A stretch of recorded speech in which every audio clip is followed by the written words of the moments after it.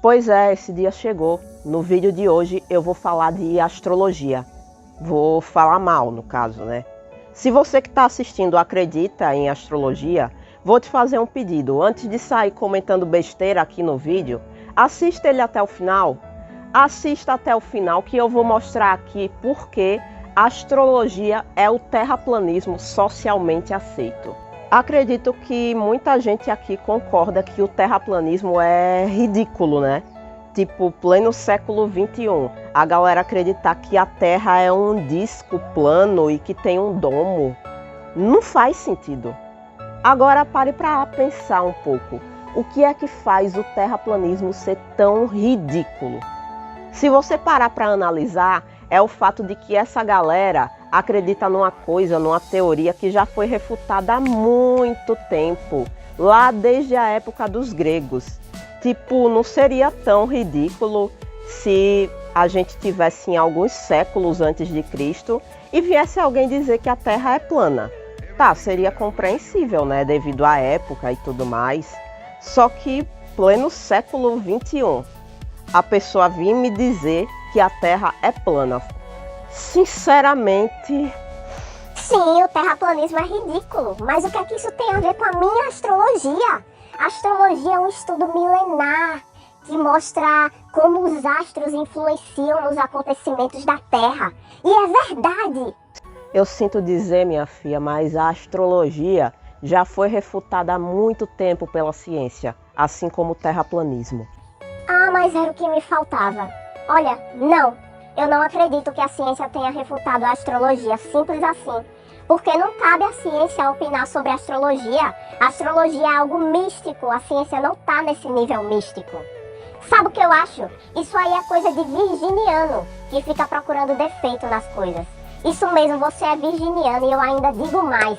Seu ascendente deve ser em Gêmeos, porque você é chata. Suas vibrações estão contaminando as energias do meu oráculo. Você desalinhou meus chakras. Calma, jovem mística. Respira fundo, deixa eu explicar para você o que é a ciência natural e como ela surgiu. Acontece que desde os primórdios da humanidade, o homem ele tem uma necessidade natural de entender o mundo, de buscar explicações para os fenômenos que lhe cercam. E na antiguidade, essa necessidade era satisfeita através do mito.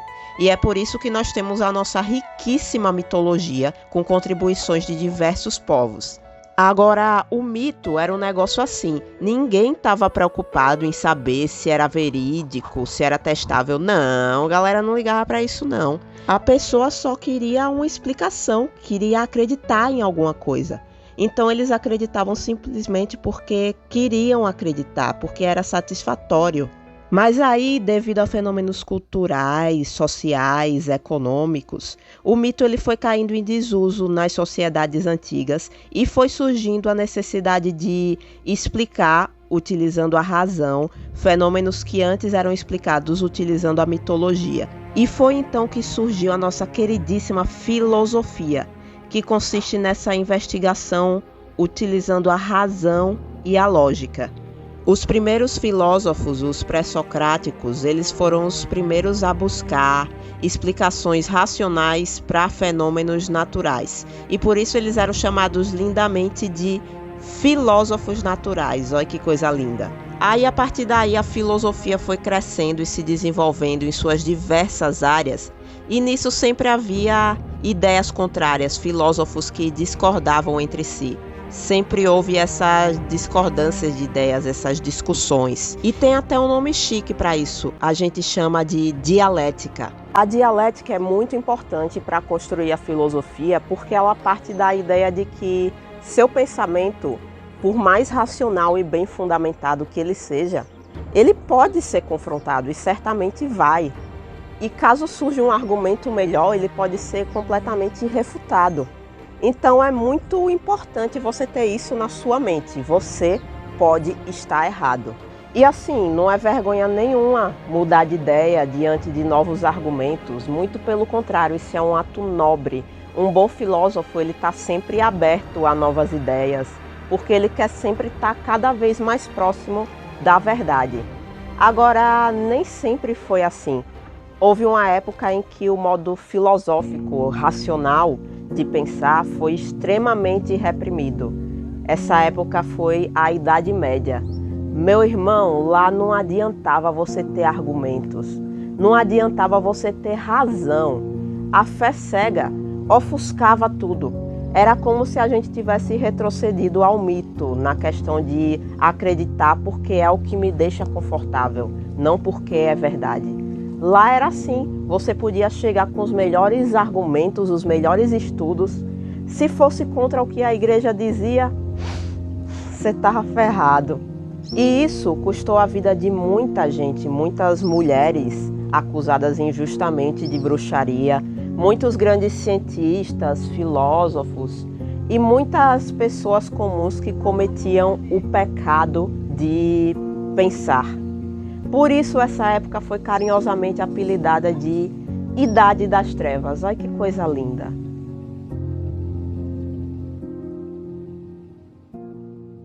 A tortura na Idade Média era horrível. Eram diversos métodos agonizantes, dolorosos e, se me permitem dizer, criativos, que eram aplicados com o intuito de fazer com que qualquer um tivesse medo de questionar a igreja.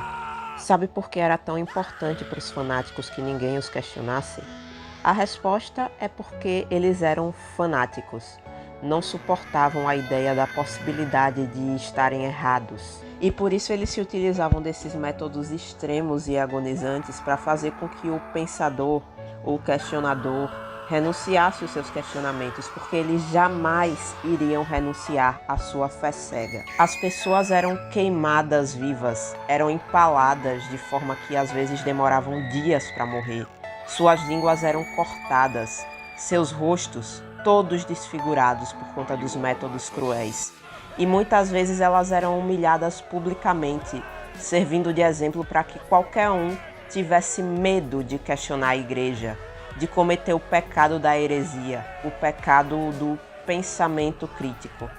Embora o verdadeiro pecado fosse a fé cega que perdurou durante toda a Idade das Trevas.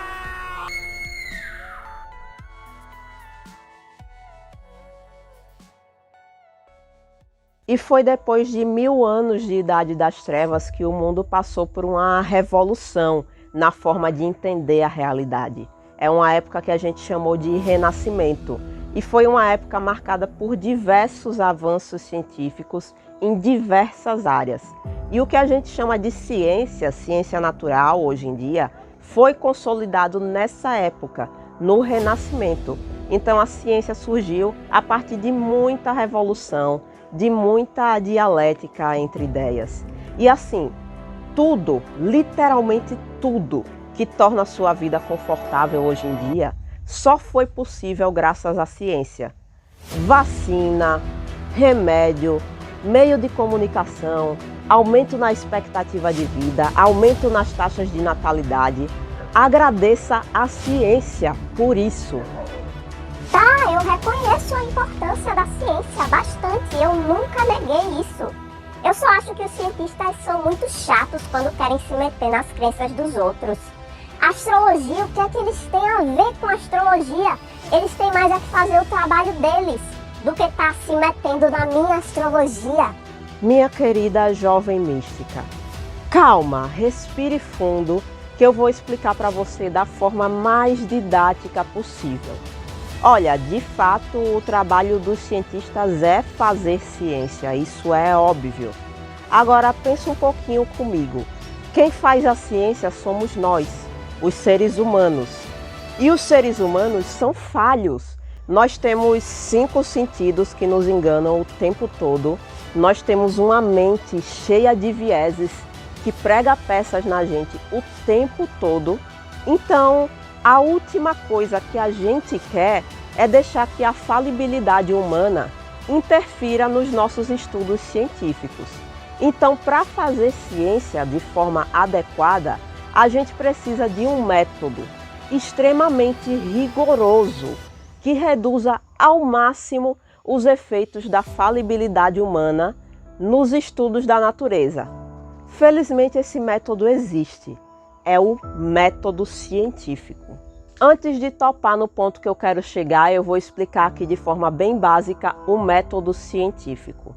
O primeiro passo do método consiste em observar o fenômeno natural que a gente quer estudar, mas não é qualquer observação. Tem que ser uma observação sistemática, controlada, de preferência com a ajuda de equipamentos de medida que estejam bem calibrados de forma bem rigorosa. Dessa observação, nós vamos tirar alguns fatos que devem ser verificáveis. E a partir desses fatos, a gente vai construir uma hipótese para explicar o fenômeno natural que a gente está estudando. E é muito, muito importante que essa hipótese seja testável, porque o próximo passo do método científico é a elaboração de um experimento para testar essa hipótese. Mas não é qualquer experimento. Precisa ser um experimento rigoroso, porque até aqui a gente também tem que reduzir os efeitos da falibilidade humana. Então o experimento ele precisa ser repetitivo em alguns casos e precisa ter todos os seus parâmetros controlados. E aí depois chega a hora do vamos ver, é a hora que a gente vai analisar o seguinte: o experimento agiu em concordância com a hipótese? Se a resposta for sim, beleza, ótimo, excelente, mais uma evidência a favor da nossa hipótese. Se a resposta for não, desapega. Vai ter que desapegar. Vai ter que desapegar, não importa o quanto você tenha trabalhado nessa hipótese, o quanto ela seja linda, o quanto você goste dela, quanto tempo você tenha acreditado nela. Não importa. Se ela falhou diante de um experimento científico bem elaborado, desapega. Elabora outra hipótese, elabora outro experimento também e segue o baile. Olha, eu confesso que até pra gente que é da área, o método científico às vezes é um pouco amargo. Isso porque muitas vezes a gente se pega emocionalmente apegado às nossas crenças, quando o apego deveria ser puramente racional. E aí quando chega o método científico e bota para lascar com o que a gente acredita, dói, é dolorido, eu não vou negar isso. Mas aí você pode escolher continuar acreditando simplesmente porque é o que te deixa confortável. E nesse sentido você se assemelharia a um cidadão fanático da Idade Média, ou pior, a um terraplanista. Ou a outra opção é abandonar a ilusão, por mais confortável que ela seja, porque você está em busca da verdade. Essa é a atitude da galera inteligente. E eu digo e repito 1000 vezes, não existe vergonha nenhuma em mudar de opinião diante das evidências. Vergonha é permanecer no erro, mesmo diante das evidências.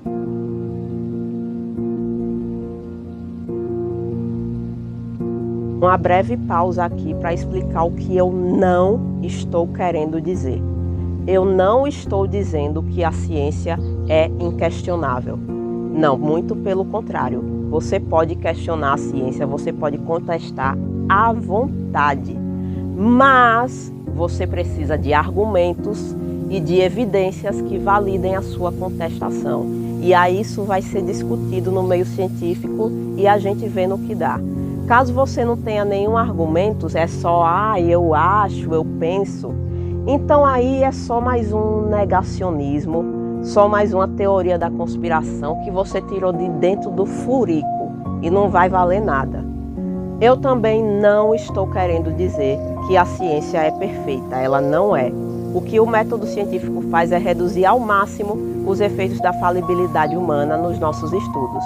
Mas isso não significa que esses efeitos não existem. Ainda quem está fazendo ciência somos nós humanos e nós ainda somos falhos.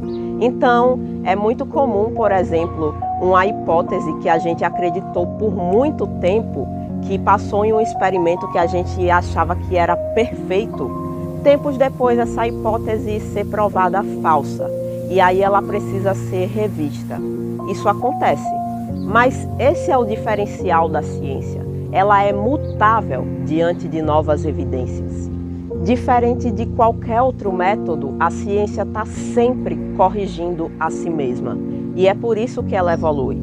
É por isso que, apesar de não ser perfeita, ela é o melhor método que nós temos para investigar a natureza. E abandoná-la é, como Carl Sagan dizia, retornar à idade das trevas.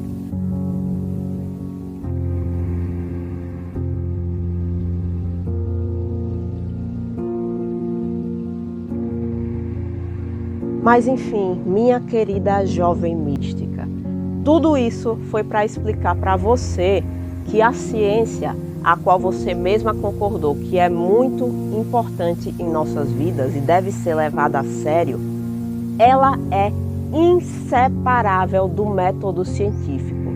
Tudo que a ciência conseguiu, todos os avanços, só foram possíveis por conta do método científico. Então, quando um cientista aplica o método científico, ele está sim fazendo o trabalho dele.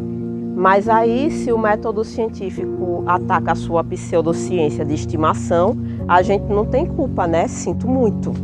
A propósito, pseudociência é qualquer conjunto de alegações que se diz científico, mas falha quando submetido a experimentos científicos de verdade. A astrologia é um exemplo de pseudociência. Sim, a astrologia já foi submetida a vários experimentos científicos e falhou em todos eles. Sabe o que eu acho? Você está sendo intolerante comigo. Isso mesmo, você está sendo intolerante. É a minha crença. Eu acredito em astrologia. É tipo acreditar em Deus. Ninguém é obrigado a acreditar também, mas todo mundo tem que respeitar. Respeita a minha crença. Não tenho culpa se você não acredita. Se você não é espiritualmente evoluído igual a mim. Não, eu não estou sendo intolerante. Eu vou lhe explicar por quê. De fato, existem crenças que dependem somente de fé. Crenças religiosas, por exemplo, a crença em Deus. E realmente não cabe à ciência decidir sobre isso. A fé de cada um é a fé de cada um, né? A ciência não tem como testar a fé. Agora, a partir do momento que você acredita em algo que faz alegações sobre o mundo natural e essas alegações podem ser testadas, a gente vai testar, porque é o nosso trabalho. É isso que é a ciência. E aí, se essa alegação falhar diante do método científico, diante dos testes bem elaborados, é hora de você rever as suas crenças. Eu vou dar um exemplo para você entender melhor. Digamos que você acredite, sei lá, que uma calopsita gigante criou o mundo. Tudo bem, é a sua crença, é o que você acredita, não tem como a gente testar mesmo. Então acreditar nisso não é absurdo à luz da ciência, porque não cabe à ciência decidir sobre a fé. Mas aí digamos que exista toda uma doutrina em torno dessa crença que afirme coisas tipo, sei lá, por conta do grito celestial da calopsita, o som viaja com uma velocidade infinita no universo. Calma lá. A alegação, o som viaja em uma velocidade infinita no universo, pode ser testada. E a gente vai testá-la. E de acordo com experimentos, a velocidade do som é finita, cerca de 340 metros por segundo. Então, a sua crença na calopsita gigante implicou essa alegação. E essa alegação foi provada falsa. Você já sabe, né? Desapega, desapega. Então, se a sua crença, na verdade, é uma alegação que pode ser testada e foi testada e falhou, ela não é mais uma crença, ela é uma mentira. Porque a partir do momento que ela falha diante do método científico, a gente passa a tratar ela como uma hipótese que foi refutada, que falhou diante de um experimento. Então, da mesma forma que eu falei para a hipótese, desapega, já foi. Então, analogamente, a crença de que os astros influenciam de alguma forma o comportamento e o destino dos seres humanos aqui na Terra, de fato é só uma crença. Agora, a astrologia, o, entre muitas aspas, estudo que diz como essa suposta influência ocorre, é um, entre muitas aspas, estudo que pode ser testado, que pode ser submetido ao método científico. E ele foi testado e falhou. Mas antes de apresentar os experimentos em questão, eu vou apresentar para vocês a astrologia. A astrologia surgiu lá com Ptolomeu. O cara afirmava que a posição dos astros no céu influenciava de alguma forma o destino dos seres humanos na Terra. E os primeiros astrólogos usavam a posição dos astros para prever a queda ou a ascensão de reis, dinastias, impérios. Agora, rapaz, é um jeito arriscado de se prever o futuro, vocês não acham? Eu acho. Mas além de arriscado, não funcionava. A esmagadora maioria das previsões não se concretizava. E quando concretizava era por pura sorte. Uma hora alguma previsão vai ter que acontecer, né? Eram muitas. Então era muito comum que os astrólogos eles fraudassem os documentos, modificassem as previsões logo depois que os eventos ocorriam para parecer que eles previram certo e assim eles evitavam sua execução. Olha só, já começou assim. Já começou na fraude, na fake news. O babado é que a astrologia mistura observações cuidadosas, manutenção de registros e até astronomia com resultados fraudulentos e pensamentos incoerentes.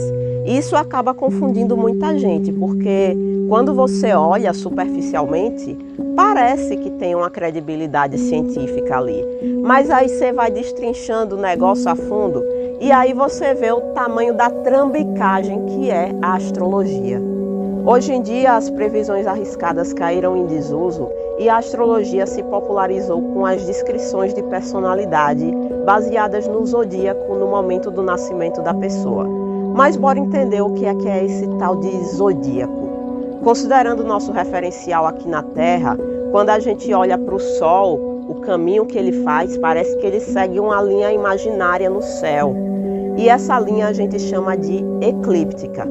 E ao longo do ano, o Sol, percorrendo a eclíptica, junto com os demais planetas, passa por 12 constelações, que são as constelações do zodíaco, Áries, Peixes, Sagitário, isso que vocês conhecem.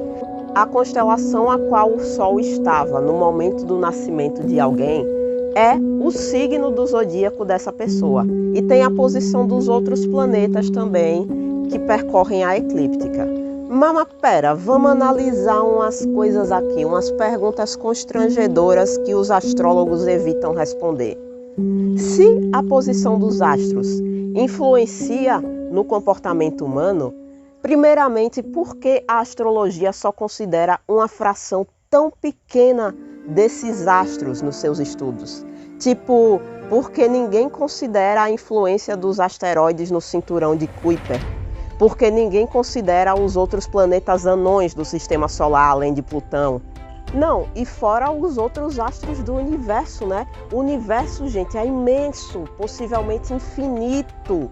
Aí a gente tem o direito de ignorar toda essa imensidão, todas essas estrelas, planetas, bilhões e bilhões de sistemas solares, ignora tudo, considera só uma fração dos astros do nosso sistema solar, que é minúsculo, que só a gota, e esses astros aí vagando na imensidão, é dar conta da sua personalidade, do amor da sua vida, de como vai ser seu dia, mas pelo amor de Deus, viu?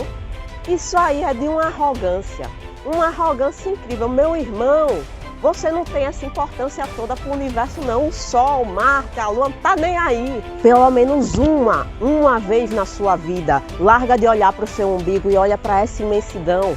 O universo não tem notícia da sua existência. O Sol tá lá fazendo a fusão nuclear dele, ele não tá nem aí como vai ser seu dia, sua personalidade, nada. Você existindo ou não faz diferença para o universo. Tá duvidando?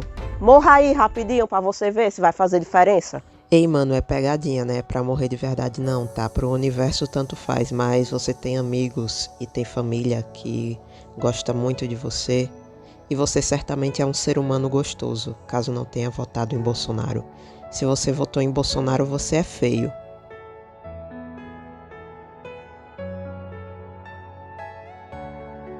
Mas enfim, Respondendo à pergunta por que a astrologia não considera esses astros nos seus estudos, a resposta é simples: porque esses astros foram descobertos depois do surgimento da astrologia.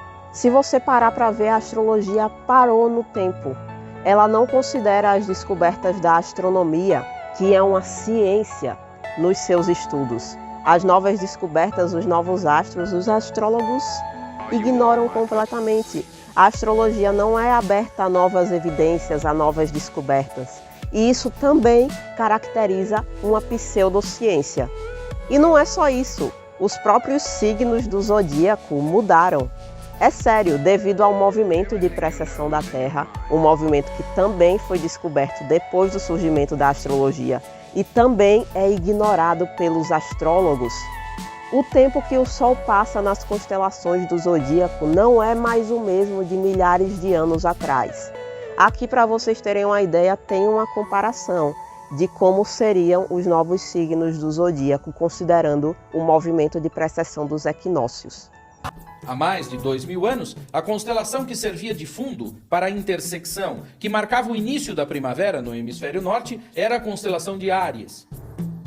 Hoje, a constelação que faz o mesmo papel é Peixes.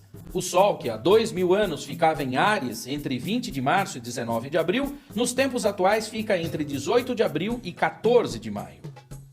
A data de entrada e permanência do Sol se alterou significativamente, e para todas as constelações zodiacais. Até mesmo uma constelação foi deslocada integralmente para dentro da malha de referências do zodíaco. O Ofiuco é hoje a 13ª constelação zodiacal. A precessão muda as referências todo o tempo. Olha, eu acho que aqui a gente já tem argumentos mais do que suficientes para caracterizar a astrologia como uma pseudociência. E somente isso já é suficiente para deixar de levar ela a sério. A astrologia parou no tempo.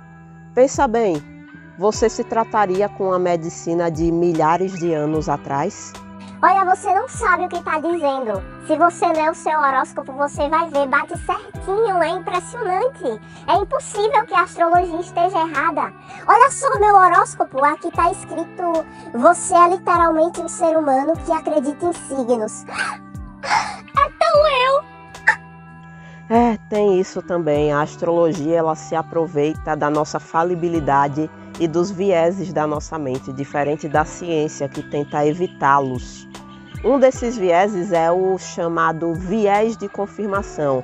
Ele faz com que, ao ler uma descrição, um horóscopo, a gente selecione as características que condizem com a nossa personalidade, dá mais atenção a essas características e ignora as que não condizem. Não adianta dizer que você não faz isso, que isso não ocorre com você, porque ocorre com todo mundo, o tempo todo, em diversos contextos. O viés de confirmação é humano, não tem como evitar. Agora, a diferença é que existem aqueles que estão cientes do viés de confirmação e tentam minimizar os seus efeitos, pelo menos, e existem, digamos, os ingênuos. Eu vou deixar aqui na descrição vários links explicando sobre o viés de confirmação e sobre outros vieses da nossa mente e sobre como a astrologia se aproveita disso. Além disso, existe o famosíssimo efeito Forer. Ele ganhou esse nome porque foi resultado de um experimento realizado pelo professor Bertrand Forer em 1948. O experimento foi assim: ele chegou para os alunos dele na universidade e falou: galera, hoje a gente vai ter aqui a presença de um astrólogo na nossa universidade. Então vamos fazer o seguinte, anota aí no papelzinho a data do nascimento de vocês, a hora que vocês nasceram, o lugar, tudo certinho, que eu vou mandar para o astrólogo. Ele vai fazer o mapa astral de vocês e aí vai descrever a personalidade de cada um e eu vou entregar para vocês, beleza? Beleza, professor? E aí foi feito isso, eles anotaram tudo, o astrólogo analisou, descreveu a personalidade de todo mundo, o professor saiu entregando os folhetinhos para todo mundo com a descrição da personalidade deles, e daí ele pediu para cada aluno dar uma nota de 0 a 5, do quanto essa descrição bateu com a sua personalidade. O resultado, a média das notas foi mais ou menos 4,5, 4,6, o que é um resultado muito bom, extremamente bom. Agora, aí vem a surpresa. Não existia astrólogo nenhum. O professor entregou exatamente a mesma descrição de personalidade para todo mundo e todo mundo se identificou. Isso é o que é o efeito Forer. Você interpretar uma descrição de personalidade vaga e geral como sendo única e específica para você. Então, quando você estiver lendo o seu horóscopo, se faça essa pergunta: isso aqui realmente é tão específico para mim ou serviria para qualquer pessoa? Outro experimento foi de um pesquisador australiano chamado Geoffrey Dean. Ele inverteu as leituras astrológicas de 22 pessoas. Ele pegava as frases e substituía elas por outras frases que diziam exatamente o contrário. E mesmo assim, as pessoas continuaram se identificando com as suas descrições de personalidade, tão frequentemente quanto as pessoas às quais as leituras não foram invertidas. Então, esses e outros diversos testes comprovam que não importa muito o que um horóscopo diz, desde que você acredite que ele foi feito especialmente para você. Além disso, existem experimentos também que testaram a capacidade de previsão da astrologia. Os cientistas Robert Culver e Philip Yana seguiram as previsões de astrólogos e organizações astrológicas respeitadas por 5 anos. Eram mais de 3.000 previsões falando sobre política, estrelas de cinema, muita coisa. E o resultado é que somente 10% realmente se concretizaram. Repórteres fariam um trabalho muito melhor por tentativa orientada, por exemplo. Olha, sinceramente, um método que leva a previsões erradas em 90% dos casos, eu não usaria esse método para tomar decisões na minha vida. Todos esses e diversos outros experimentos que eu não citei foram muito bem elaborados e provaram que a astrologia não funciona. Agora, teve um que, sinceramente, é o meu preferido. Esse não é um experimento, é uma lapada, é um ultimato para provar que a astrologia é trambicagem. O experimento em questão foi realizado pelo físico Sean Carlson, de uma forma muito sabida. Repara a sabedoria do homem.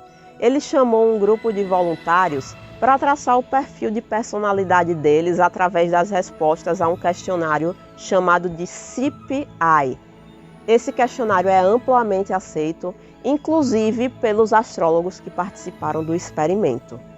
Ele chamou também uma organização astrológica respeitada para fazer o mapa astral de cada participante, com Lua, Vênus, Marte, tudo que tem direito. E aí, ele chamou um grupo de 28 astrólogos que ia realizar o seguinte teste. Eles iam olhar, analisar grupos de 3 mapas astrais e 3 descrições de personalidades obtidas pelo CPI. E aí eles tinham que acertar lá, qual descrição condizia com qual mapa astral. Olha, e os próprios astrólogos concordaram que esse era um teste justo para determinar a eficácia da astrologia. E os bichos estavam confiantes, viu? Eles achavam que a taxa de acerto ia ser lá para as alturas. Mas aí saiu o resultado do teste e a taxa de acerto deles foi de aproximadamente 33%. Deixa eu ajudar você a interpretar esse resultado. A taxa de acerto esperada, matematicamente, fazendo os cálculos de probabilidade, para uma pessoa que respondesse o teste simplesmente chutando todas as respostas, é de 33%. Engraçado, né?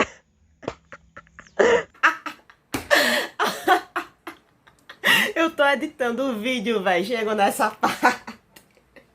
Não aguento, minha vida é mangá da cara de astrólogo.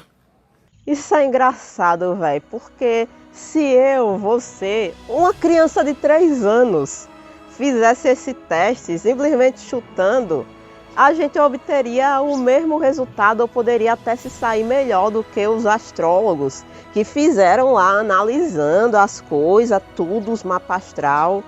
Rapaz, é assim, para um método ele ser considerado eficaz, ele tem que pelo menos produzir resultados um pouco melhores do que resultados obtidos ao acaso. Mas a astrologia, ela se provou tão eficaz quanto o acaso de um chute. Você entende agora quando eu falo que acreditar em astrologia é ridículo? Você entende agora quando eu falo que a astrologia é o terraplanismo socialmente aceito? Ela foi submetida a diversos testes científicos bem elaborados. Eu não citei nem metade aqui. E ela falhou em todos eles. A astrologia não é ciência. A astrologia não tem base científica nenhuma. A astrologia não funciona.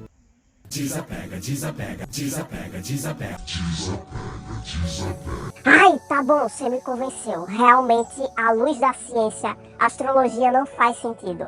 Mas, poxa, nem tudo precisa ser visto à luz da ciência. E se eu simplesmente quiser acreditar, independente do que a ciência diz, você não pode me impedir, eu também tenho esse direito. Ah, então você está me dizendo que, mesmo que a ciência diga que você está errada, você prefere acreditar no que lhe convém. Sabe o que esse tipo de pensamento origina? Fake news, negacionismo, teorias da conspiração, gente doida, gente burra, gente doida e burra. Me diga então, depois de tudo isso, qual é a diferença entre um terraplanista, um negacionista do aquecimento global, um antivacina, que o tempo todo é confrontado com evidências e se recusa a mudar de opinião?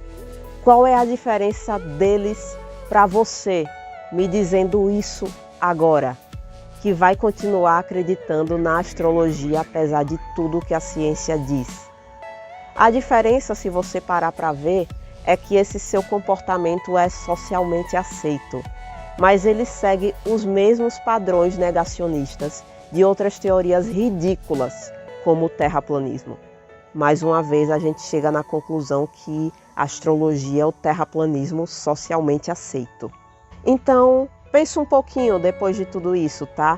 Eu já disse inúmeras vezes e repito, não existe vergonha em se permitir mudar de opinião diante das evidências, em admitir que você estava errado e mudar de opinião. Vergonha é continuar ignorando as evidências e permanecer no erro. E assim, eu sei, todo mundo sabe que nunca é legal estar errado, nunca é legal mudar de opinião e o processo é longo, não é do dia para a noite.